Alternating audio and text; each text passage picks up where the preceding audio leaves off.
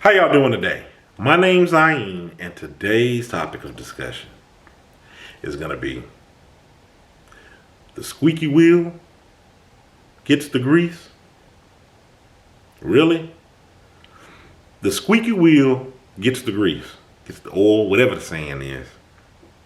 Really? I want you to think about that. We've heard this saying time and time again. The squeaky oil always gets the grease. There's other similar sayings out there. I'm not going to even try to think up on them because I can barely get this saying right. But you get where I'm going with this. It's made me look at that a little closer when I'm thinking about, man, the squeaky wheel gets the grease. I have a problem with that. The reason why I have a problem with that, I'm thinking about it just from certain situations that's happened up around me, to the point where it's like, I'll say it like this before I go into my point. You think about a wagon, because that's mainly, I think, what people think about when they think about this saying. A squeaky wheel gets the grease. Gets lubed up or whatever. Shouldn't all the wheels get grease?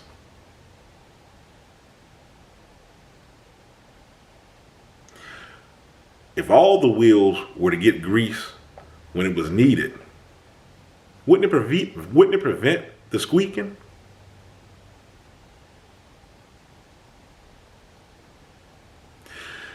If the wheel is squeaking, I'm thinking perhaps to myself, maybe let it go a little bit too long before you decided to oil this wheel. Or I might be thinking, maybe there's something wrong with this wheel. Maybe it's just like a shopping cart that you pick up when you go into the grocery store and you get ready to roll with it, and this thing is doing this. And you all over and it's doing this. You're like, nope, I don't want that one, I want another one. Then you get the other one, and then the front one is doing this. It's dead, and you dragging it. You're like, I don't want that one. You put it back. There's something wrong with that wheel.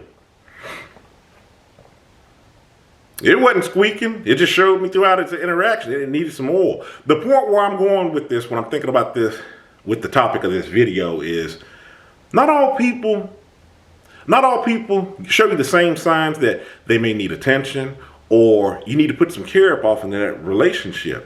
And what happens is when you're always used to giving that squeaky oil, the squeaky wheel, the oil, there are other things going unchecked.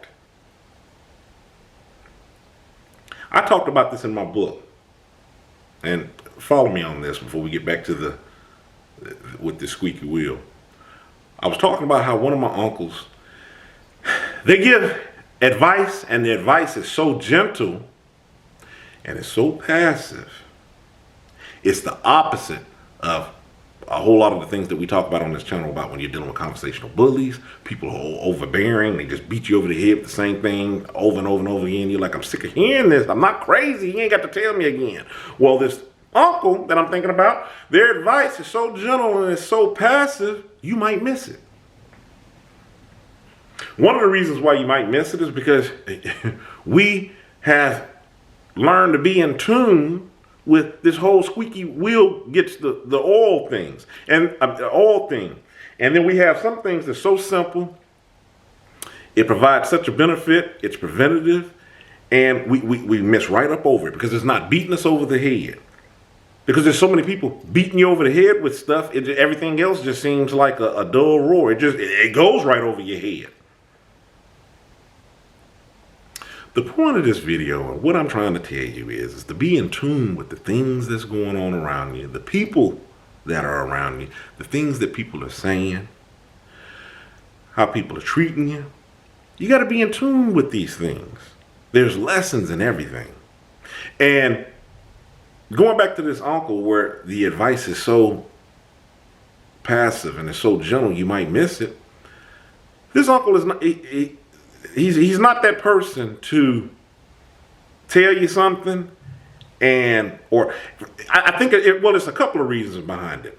One, he might not just flat out tell you because just like people do, they go back and if something doesn't pan out or doesn't work out, it's, well, you said, or this, that, and the other, and you're coming back because they're not an argumentative person. The other thing is, it's just the way that he is, which I find is awesome. Like I said on this channel before, you got to accept people for who they are.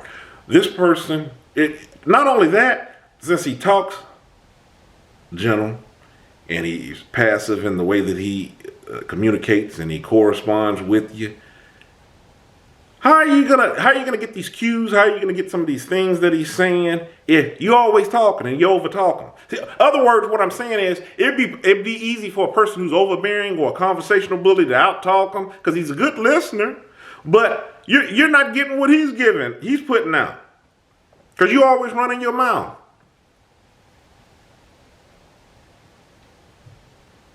It's a lesson to be had in that. That's the reason why I'm thinking about this topic of this video. Why does the squeaky wheel always got to get the attention? Sometimes you need to put that cart right back where it is and get one where it's not squeaking. Maybe you need to keep up with the maintenance on your wheels.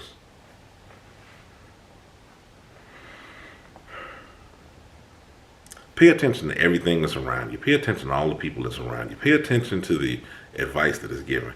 I know too, with this uncle, and I've talked about this when I've talked about other people. So other people where when they're doing certain things, you can't even give them constructive criticism. Because you give them constructive criticism, oh, you being negative. I can't, and it's just like, no, I don't think it has anything to do with being negative. Because I heard what the person was saying. It sounded pretty sound to me. It sounded like sound advice. You just can't take constructive criticism.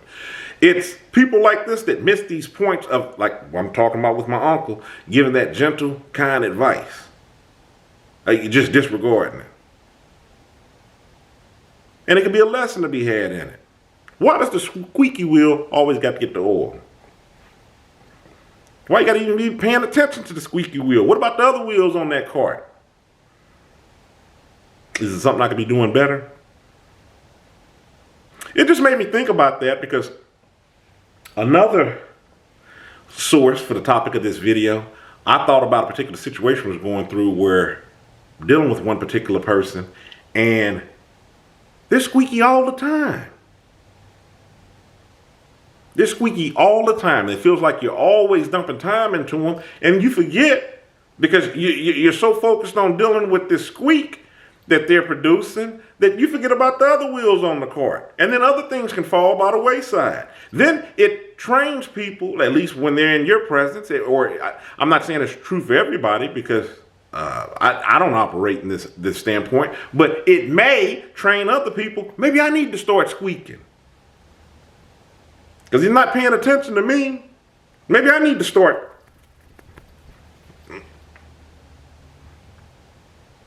Maybe he has to put some force behind this wheel because I'm keeled over. Maybe he'll pay some attention to me then. Now you got 2, 3 squeaky wheels up on here when you could have just paid attention to all the wheels, did what you needed to do, or perhaps swap it out and get another cart.